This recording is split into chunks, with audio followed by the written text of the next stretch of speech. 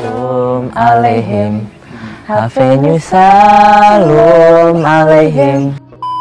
Kan maknanya yang penting Pak Ustadz, shalom dengan salam kan sama. Oh, ini simbol agama Mas, jangan main-main.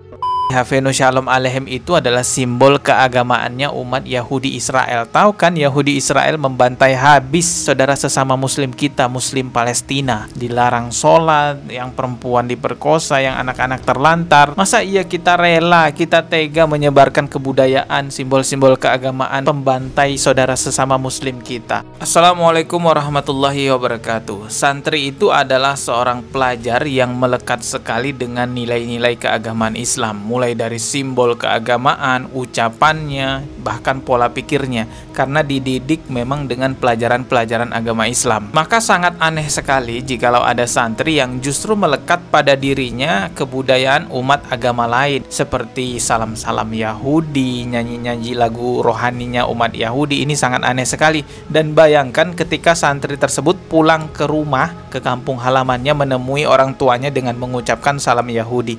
Betapa kecewanya orang tua tersebut. Ya udah gue cabut dah, nen gue dugem dah. Ya udah cabut lu sono, dasar sesat. Hafenu shalom alaihim, hafenu shalom alaihim. Satu-satunya pesantren di Indonesia yang mengajarkan lagu salam-salam Yahudi kepada santrinya, ya di Al Zaitun, seperti yang pada viral belakangan ini. Alasan santri Al Zaitun tidak merasa berat mengucapkan salam-salam Yahudi karena menganggap bahwa Shalom Alaihim itu ya sama aja, artinya seperti Assalamualaikum gitu. Ini videonya, kita simak dulu, nanti saya akan komentari. Shalom alaihim, hafenu shalom alaihim, hafenu shalom alaihim, hafenu shalom alaihim.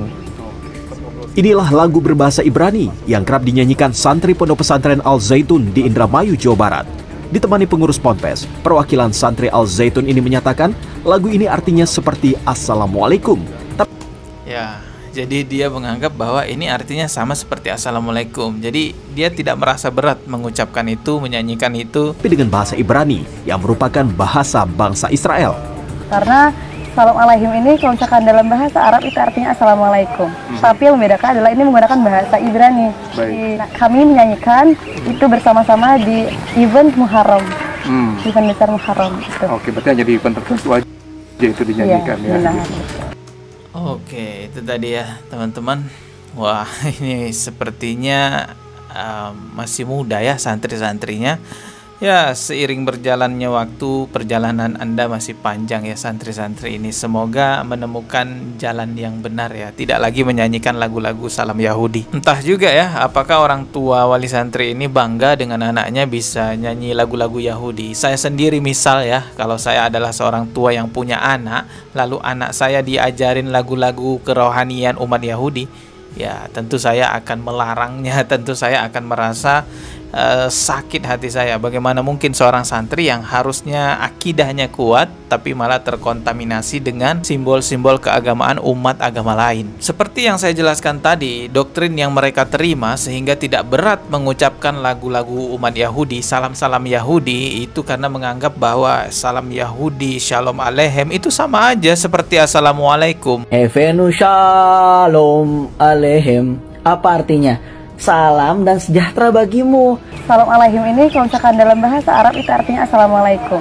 Tapi yang membedakan adalah ini menggunakan bahasa Ibrani. Saya sendiri tidak merasa jengkel dengan santri-santrinya ya, karena saya menganggap bahwa santrinya itu hanya menerima pendidikan yang diberikan, hanya sekedar menerima doktrin yang diberikan. Yang saya jengkel itu yang ngajarin. Maksudnya apa? Tujuannya apa? Ngajarin salam-salam Yahudi kepada santri dengan dalih, oh ini sama aja seperti Assalamualaikum, cuman bahasanya saja yang beda. Tentu ini syubhat teman-teman, ini perlu kita luruskan, ini perlu kita perjelas. Simak dulu video berikut ini dari Ustadz Abdul Somad. Sejak kapan kata shalom ini populer?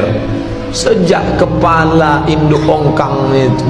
Shalom, shalom bahasa Israel. Shalom akhir. Kan maknanya yang penting Pak Ustadz, shalom dengan salam kan sama. Oh, ini simbol agama Mas, jangan main-main. wala ana 'abidum ma 'abadtum wala antum 'abiduna ma a'bud lakum dinukum waliyadin. Tidak boleh memakai istilah orang lain yang istilah itu menimbulkan makna fungsi ganda. Hati-hati, ini kadang orang Islam enak saja dia, assalamualaikum, shalom, masalah interaksi sosial, tak masalah.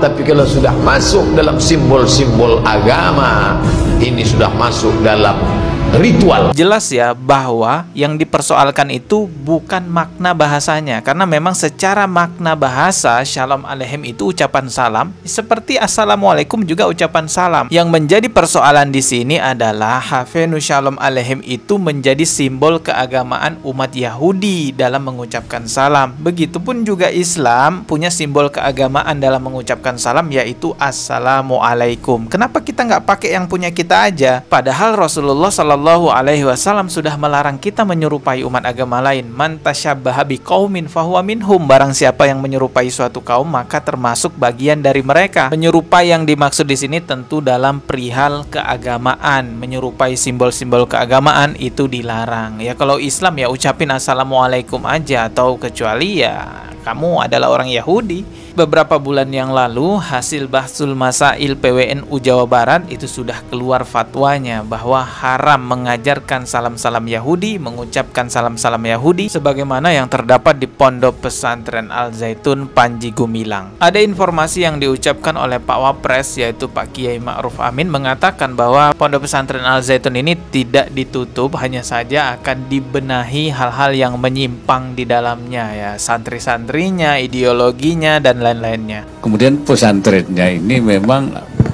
masyarakat ingin banyak membubarkan, menutup, tetapi memang ada pertimbangan bahwa di situ banyak santri, ya cukup besar ya. Berapa jumlahnya itu? Dan ini perlu dibina, perlu supaya diluruskan, akidahnya diluruskan, pemahamannya diluruskan, komitmen kebangsaannya diluruskan, nanti semuanya itu. Nah itu perlu dilakukan pembinaan. Jadi mungkin beberapa alternatifnya itu tidak dibubarkan, tapi dibangun, dibina dengan baik, sehingga mereka tetap pesantren itu bisa berjalan, bisa belajar, tapi sesuai dengan akidahnya yang sudah benar, maupun juga di dalam sistem kita, di dalam berbangsa dan bernegara. Jikalau memang hanya mau dibenahi, ya tentu banyak sekali yang menjadi catatan di Al Zaitun, ya termasuk ya salam-salam Yahudi ini juga menganggap bahwa Al-Quran adalah perkataan Nabi, menggabungkan sholat dengan orang kafir, akan menjadikan wanita sebagai khotib sholat Jumat di hadapan jamaah laki-laki, dan lain-lainnya, banyak lagi ya. Kita akan update lagi tentunya nantinya akan jadi seperti apa ini semua, termasuk juga kita penasaran tuh 256 rekening bank itu ya, kok bisa punya segitu banyaknya. Sudah jelas tadi yang saya sampaikan ya, bahwa Shalom Aleichem itu yang menjadi persoalan bukan makna bahasa, tetapi simbol keagamaan. Kita nggak boleh memakai simbol keagamaan umat agama lain karena tasyabuh, menyerupai umat agama lain. Terlebih lagi Hafenu Shalom Aleichem itu adalah simbol keagamaannya umat Yahudi Israel. Tahu kan Yahudi Israel membantai habis saudara sesama muslim kita, muslim Palestina. Dilarang sholat, yang perempuan diperkosa, yang anak-anak terlantar. Masa iya kita rela, kita tega menyebarkan kebudayaan, simbol-simbol keagamaan, pembantai saudara sesama muslim kita? Ketemu di video berikutnya ya. Subscribe dan juga loncengnya ditekan sebagai notifikasi. Wassalamualaikum warahmatullahi wabarakatuh.